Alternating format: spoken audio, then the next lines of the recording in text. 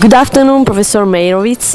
I want to pose you some questions. Do you see evolution or conflicts between mass media and the world of digital networks? I think it's a natural evolution and that it continues this trend toward the expansion of what people in one place know about people in other places and about the connections among places. And if you look back at the early era of electronic media, let's say the telephone, you have the American philosopher Henry David Thoreau saying, well, you know, they say the telephone will allow people in the southern state of Texas to communicate with people in the northern state of Maine. But he said, well, what would somebody from Texas have to say to somebody from Maine? He didn't even understand why that would be of any use, so why would anybody use it? And I think today we have a sense that people everywhere, anywhere, have some shared sense of knowledge. They share a lot of information about the world. They share a lot of knowledge about each other. They share a lot of knowledge of how people in other places view them and how they view the places that they're in. And I think what the network society has added to the unidirectional media of radio and television is that it's allowed people to take the information that they've gotten from radio and television and use it to communicate rather than just receive. And I think it's a very natural evolution where people who are active social constructors of their own lives, their own identities, take all the information that they've gotten and plug it into the network society. And if you look at the evolution of communication over time, until the beginning of the electronic era, the trend was to separate what different types of people knew about each other and compared to each other. So you had increasing segregation from oral societies in terms of what children of different ages knew about adults and what they knew about each other, of a few years older, a few years younger. You had a segregation of the male spheres from the female spheres. You had a segregation of authority from the average people in society. And television and radio started to break that down. They started to give everybody similar types of information about each other and compared to each other. And so naturally human beings, as active, engaging, artistic, creating people, would take that information and say, let's use it. And the way they've used it is manifested through the network society. Do digital networks change everything, or there is a continuity with traditional media? Well, again, digital is another way of processing information, and I think it's a tremendous enhancement of what we see in electronic media, and that the way information is coded and decoded allows for rapid sharing, copying and pasting, and so you have an incredible acceleration of what the earlier analog media allowed you to do. But it's not a real reversal for the average citizens. It's a reversal for many of the institutions that have been invested economically, politically, commercially in a certain technology, and so they're kind of like, how do we keep up with this? But I think for the average public, it's a very natural extension of the electronic era and of sharing information, of spreading it rapidly around the world, accessing it wherever you are. So it's an interesting change that's very disruptive for sort of the powers that be, but I think very natural for average citizens. Do you agree with the position of Manuel Castells about a brand new model of society, the network society? Do you think there is a continuity or a disruption between the world of mass media and the world of digital media? Well, I think we always have to be careful about very quickly saying everything is the same and very quickly saying everything is completely different. I think you have to look at what are the implications of that. So first, I think Castells is correct that the network is actually a very old, as he argues, very old form of interaction based on local families and the way people work together with friends and so forth. And what he says, and I think is correct, is that, and what's dramatically interesting is that this network is form of organization is facilitated and enhanced by digital media, and now it becomes the form in which businesses and academic work and all kinds of things are organized. But again, I think that if you look over the eras of forms of communication over history, it's continuing what I described in No Sense of Place as kind of returning us to kind of oral forms of interaction, which are multi-directional, less hierarchical, and they're you have this greater form of interaction. So I think it's a continuation and extension, enhancement of the kind of the overthrow of print culture that electronic media began by giving out information in no particular pattern, and therefore undermining the whole structure and the hierarchy of print, where people get information based on how well they read and what types of books it's written in, where you have to go to find those books, so that you have a kind of disruption of that whole order, in which children would not be able to get information unless they could read a book and get a hold of it, and be able to get into which part of the library, in which men and women read different types of books, in which people in different fields and in different statuses would have access to different information. So I think the network society is again a very participatory, enhanced form of the overthrow of the print culture that electronic media, initially analog, initially unidirectional, began by basically making people aware of all these things that were previously excluded. They were excluded from. In the era of digital media and mobile communication, places are becoming more and more important.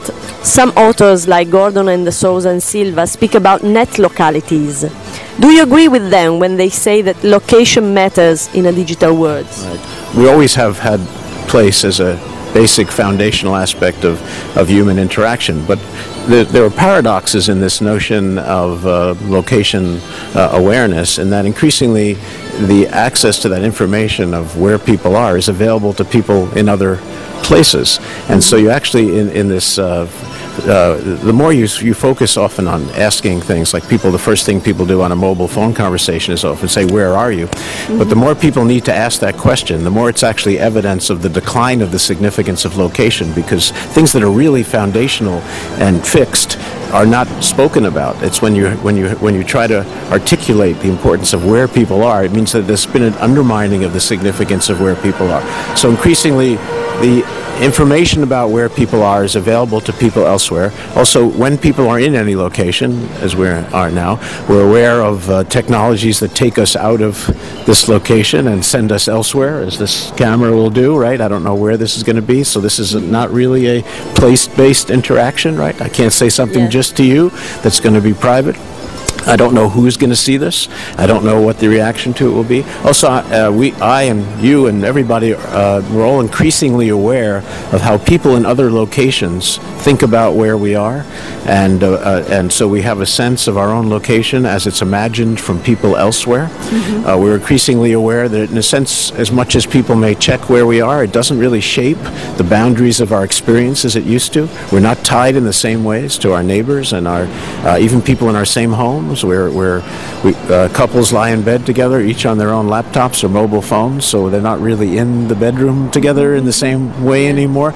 You have the same thing with neighbors who don't really know each other, and they may be tied in separate social networks. So Facebook. So it's an odd sense of a place, and to just say, well, everything's the same, nothing has changed because people are still concerned where they are, I think misses the whole dimension of how people understand their position in the world, and increasingly realize that what matters more than the specific location they're in is what digital media they have access to, whom they can reach, how far away they can get information from other locations, and so you have this odd mix of the local and the global, which I called in the late 80s and early 90s this notion of locality. And actually, a lot of people have sort of put those two words together since then. And so I think that you have to look at those things together. And if you look at the features that shaped people's identities in an early era, which were very place-based, children could be sent to their room as a form of punishment, of excommunication from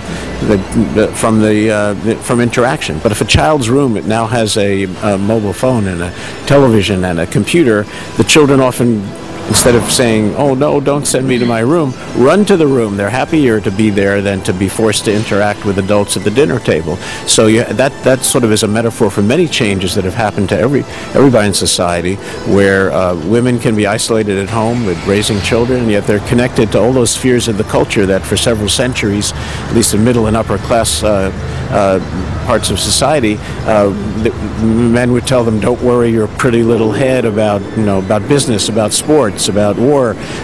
These are in politics. These are things that are men's sphere." Well, women at home have access, sometimes even more access if they're not working, to those spheres of the culture that were traditionally male spheres, and also average citizens, no matter where they are, have access to all kinds of images and knowledge of the activities of leaders, which are usually private and separate, and that was what made them seem so special and isolated, whether it was a religious leader like the Pope or the Prime Minister.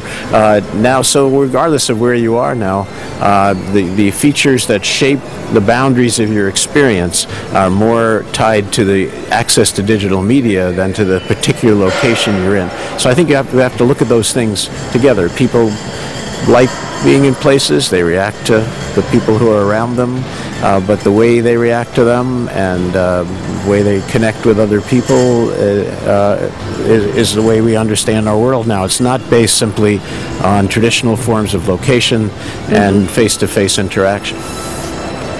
Do you think that television, even in the form of web TV, is still the dominant medium?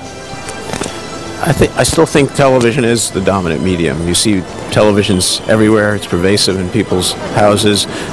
Unlike other forms of media, which require a lot of work, you have to find the information, you have to produce the information, process it. Television is kind of like a constant companion for many people in our current era, where it's always there, feeding you information about things happening in other places and with other people. Now, television, of course, is a very controlled medium, at least commercial television, in terms of what we get to see and what we don't, and a lot of it is tied to, ultimately, to wanting us to buy products and to foster certain political ideologies and so forth. But it does, in many ways, expand people's experiences beyond their locality and make them aware of other people in other places. And also, television is like even if it's not an accurate mirror of the world, it's something that so many people share, and they know about particular things that have happened in various places, that it's almost, it's not as if you're keeping your finger on the pulse of everything happening around the world through television, but you are keeping your finger on the pulse that everybody else is keeping their finger on. So it's sort of like the weather. It provides a source of common experience and common topics of conversation, and I think it continues to make people aware of things they're excluded from, and ultimately I think people use that information to expand their real life rights and roles and engagement. And sometimes even the worst television content, when people are shown in very stereotypical roles, or when whole categories of people are excluded from the media, or shown in, they're always terrorists, they're always lazy, whatever that. But it actually, I think, it ultimately in real behavior is not leading people to imitate that role. If you see somebody like you always being presented as a fool, it doesn't lead, oh, I'm going to act like a fool. You demand some kind of change, and you want to expand your rights, your responsibilities, and your representations in the media. So I think that television ultimately is a progressive force, and encourages people to use all the new forms of media to represent themselves the way they want to be represented, and they use that information to expand their horizons and I hope ultimately expand the quality of life on the planet, and for a more peaceful coexistence with other people in other places. What are the main changes that have occurred in the last 20 years in the way media influence social relations? Well, I think what's happened is television at first had generally very propagandistic information, very stereotypical roles of people of different categories, the way women were shown, the way children were shown, the way people of other countries were shown. But because television, unlike books, was addressed to all these categories of people together, that television actually was a force for people demanding changes in real life. And then television in the last 20 years, in what I call the content loop, has started to change its content to reflect the changes in behavior in real life that television, even in its early stereotypical form, encouraged. That it has pushed forward many changes in the perception of the other gender, the genders, and of political leaders, and of children's awareness of things that we used to restrict from them. And so now the children on TV are more adult-like. The adults are less authoritarian because kids know too much about them in real life, and men and women are more blurring of the gender roles, and political leaders you see on TV now try to speak more informally and like they're average people, just as average citizens now have more of a knowledge of things going on in the world. So the real life changes are now being increasingly reflected, still in somewhat limited ways, but still increasingly reflected in television content, and then that pushes the changes even further. So you have kind of a cycle of change in the direction that television itself, even in its early form, promoted. What are your future contribution and research program?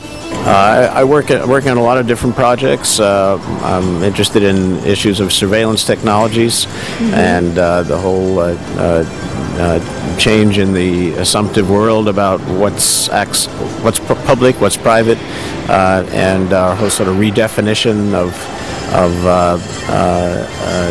performance, in a sense. Knows how anything we do can now be tapped and brought out into other spheres. I'm interested in something called self-surveillance, where we actually use our digital media to track our own past and present, and sort of have a perspective on our own performances in other places and in previous situations that's used to be restricted to sort of godlike perspectives.